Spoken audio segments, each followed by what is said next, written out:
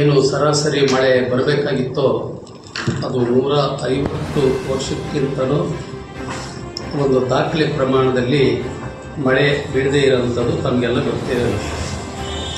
ನಾವು ನೀವುಗಳೆಲ್ಲ ತುಂಬ ಆತಂಕದಲ್ಲಿ ಕನಿಷ್ಠ ಪ್ರಮಾಣದಲ್ಲಿ ಇಲ್ಲಿ ಮಳೆ ಬೀಳೋದು ಅದು ಬೇರೆ ವಿಚಾರ, ನಮಗೇನು ಹೊಸದೇನಲ್ಲ. ಅದು ನಮಗೆ ಆ ಕಾರಣಕ್ಕೇ ನಂಜುಂಡಪ್ಪ ವರದಿ ಪ್ರಕಾರ ತುಂಬ ಹಿಂದುಳಿದಿರೋಂಥದ್ದು ನಮಗೆಲ್ಲ ಗೊತ್ತೇ ಇದೆ. ಆದರೆ ಆ ಮಲೆನಾಡು ಪ್ರದೇಶದಲ್ಲಿ ಅಲ್ಲಿ ತುಂಗ ಮತ್ತು ಭದ್ರೆ ಅಲ್ಲಿ ಮಳೆ ಬಿದ್ದರೆ ಹರಿದೋಗಂಥ ಸಂದರ್ಭದಲ್ಲಿ ಅನಗತ್ಯವಾಗಿ ಹರಿದು ಹೋಗೋಂಥ ಮಳೆ ನೀರನ್ನು ಏತ ನೀರಾವರಿ ಒಂದು ಯೋಜನೆ ಪ್ರಕಾರ ಎರಡೂ ಜಿಲ್ಲೆಯಲ್ಲಿ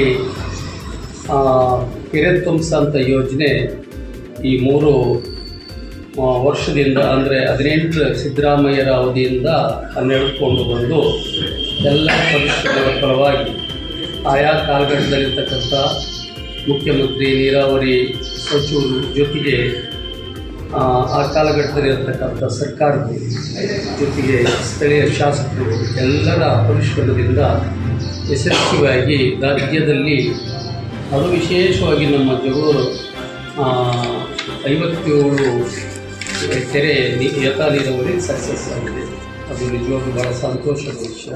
ಹಾಗಾಗಿ ಅದರ ಒಂದು ಪರಿಶ್ರಮ ಪ್ರತಿಯೊಬ್ಬರಿಗೆ ಸಲ್ಲಿಲ್ಲ ಅಂತ ಹಿಂದೆನೂ ಹೇಳಿದ್ವಿ, ಇವತ್ತು ಹೇಳ್ತೀವಿ, ಮುಂದೆ ಹೇಳ್ತೀವಿ. ಇಂಥ ಕಾಲಘಟ್ಟದಲ್ಲಿ ನಿಜವಾಗಲೂ ನಮ್ಮ ನಿರೀಕ್ಷಣೆ ಮೀರಿದ ರೀತಿಯಲ್ಲಿ ಇವತ್ತು ನಾನು ಸಂಬಂಧಪಟ್ಟ ನೀರಾವರಿ ಇಲಾಖೆಯ ಇಂಜಿನಿಯರ್ಗಳನ್ನು ನಾನು ಸಂಪರ್ಕ ಮಾಡಿದ ಮೇಲೆ ಕಳೆದ ನಿನ್ನೆ ಬಿಟ್ಟು ಮೊನ್ನೆ ಅವತ್ತು ಜಸ್ಟ್ ಟ್ರಯಲ್ ನೋಡ್ತೀವಿ ಅಂತ ಹೇಳಿದ್ರು. ನಿನ್ನೆ ಬಹುತೇಕವಾಗಿ 17 ಕೆರೆಗಳಿಗೆ ನೀರು ಬರುವಂಥ ಕೆಲಸ ಆಗಿದೆ. ಭಾಳ ಸಂತೋಷ. ಹಾಗಾಗಿ ಇಲ್ಲಿಯವರೆಗೆ ಅವರು 17 ಕೆರೆಗೆ ನೀರು ತುಂಬಿಸೋಂಥ ಕಾರಣಕ್ಕೆ 3 ಮೋಟ್ರುಗಳು ಮಾತ್ರ ಪ್ರಾರಂಭ ಮಾಡಿದ್ದಾರೆ. ದಿನೇ ಅದನ್ನು ಪ್ರಾರಂಭ ಮಾಡ್ತಾ ಹೋಗ್ತಾರೆ. ಇನ್ನು 3-4 ದಿನದಲ್ಲಿ ಇಂದಿನ ಒಟ್ಟು ಎಷ್ಟು ಕೆರೆಗಳಿಗೆ ನೀರು ಹರಿದು ಬಂದಿತ್ತೋ ಅದು ಇನ್ನು 4-5 ದಿನದಲ್ಲಿ ಸಂಪೂರ್ಣವಾಗಿ ಇದುವರೆಗೆ ಆಗಿರೋ ಕೆರೆಗಳಿಗೆಲ್ಲ ಬರುತ್ತೆ. ಜೊತೆಗೆ ಈ ಸಂದರ್ಭದಲ್ಲಿ 4 ಕೆರೆ ಮಾಗಡಿ, ಮಡ್ರಳ್ಳಿ, ಅಗಸನಕಟ್ಟೆ, ಜಾಡದಕಟ್ಟೆ ಅಲ್ಲಿಗೂ ನೀರು ಬರೋಂಥ ವ್ಯವಸ್ಥೆ ಅಕಾಡೆಮಿಕ್ ಇಯರ್ ಈ ವರ್ಷದಲ್ಲಿಯೇ ಆಗ್ತದೆ. ಕಾರಣ ಯಾಕೆ ವಿಳಂಬ ಆಗಿತ್ತಂದರೆ ಅಲ್ಲಿ ಕಾದಿಟ್ಟ ಅರಣ್ಯ ಹಾದು ಹೋಗೋದ್ರ ಮುಖಾಂತರ ಪೈಪ್ ಲೈನು ಅಲ್ಲಿ ಹಾದು ಹೋಗೋ ಮುಖಾಂತರ ನಮಗೆ ಕೇಂದ್ರದಿಂದ ನಾವು ಪರ್ಮಿಷನ್ ತಗೋಬೇಕು. ಆ ಕಾರಣಕ್ಕೆ ಆಗಿರಲಿಲ್ಲ. ಈಗಾಗಲೇ ಇನ್ನು 1-2-3 ದಿನದಲ್ಲಿ ಆಗ್ತದೆ. ಅಲ್ಲಿ ಸ್ವಲ್ಪ ಒಂದು 2-3 ಕಿಲೋಮೀಟ್ರು ಆಗ ಹೋದರೆ ರೋಡ ಪ್ರಮಾಣದಲ್ಲಿ ಎಲ್ಲ ಜಾಯಿಂಟ್ ಆಗ್ತದೆ. ಈ ವರ್ಷದಲ್ಲೇ ನೀರು ಬರ್ತದೆ ಹೊಸದಾಗಿ. ಆ ವಿಷಯನ ತಮ್ಮಲ್ಲಿ ತರ್ತಾ ಇದ್ದೀವಿ. ಜೊತೆಗೆ ಈಗ ಯಾಕೆ ಒಂದೇ ಸರಿ ಬಿಡಲ್ಲ ಅಂದರೆ ಅದನ್ನು ಹಂತವಾಗಿ ಚೆಕ್ ಮಾಡ್ಕೊಂಡು ಹೋಗ್ತಾರೆ. ಹಾಗಾಗಿ ಅದಕ್ಕೆ ನಮ್ಗೆ ಯಾರೂ ಆತಂಕ ಪಡಬೇಕಾಗಿಲ್ಲ.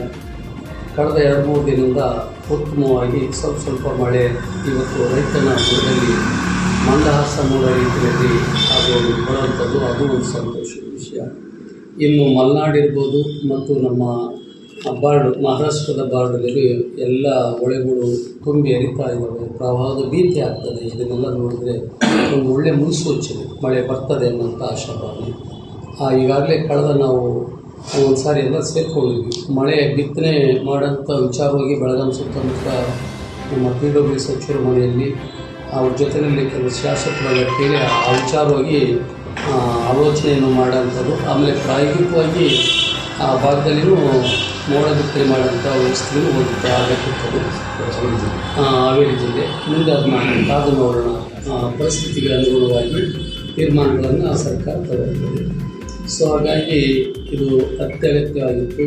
ಭಾಳ ಜನತೆ ಗೊಂದಲ ಇತ್ತು. ಆ ನಿಟ್ಟಿನಲ್ಲಿ ಮಾಧ್ಯಮದ ಮುಖಾಂತರ ಎಲ್ಲ ರೈತರಿಗೆ ಒಂದು ಭರವಸೆ ಮೂಡಿಸುವಂಥ ಕೆಲಸ, ಧೈರ್ಯ ತುಂಬುವಂಥ ಕೆಲಸ ನಾವು ಮತ್ತು ನಮ್ಮ ಸರ್ಕಾರ ಯಾವತ್ತೂ ಸದಾ ರೈತರ, ಬಡವರ ಮತ್ತು ಶ್ರಮಿಕರ ಪರವಾಗಿರ್ತದೆ ಅನ್ನೋಂಥ ವಿಚಾರವಾಗಿ ಇವತ್ತು ನಾನು ಅವ್ರಿಗೆ ಆತ್ಮಸ್ಥೈರ್ಯ ತುಂಬುವಂಥ ನಿಟ್ಟಿನಲ್ಲಿ ನಾನು ಹೇಳ್ಕೊಳ್ತಾ ಇದ್ದೀನಿ.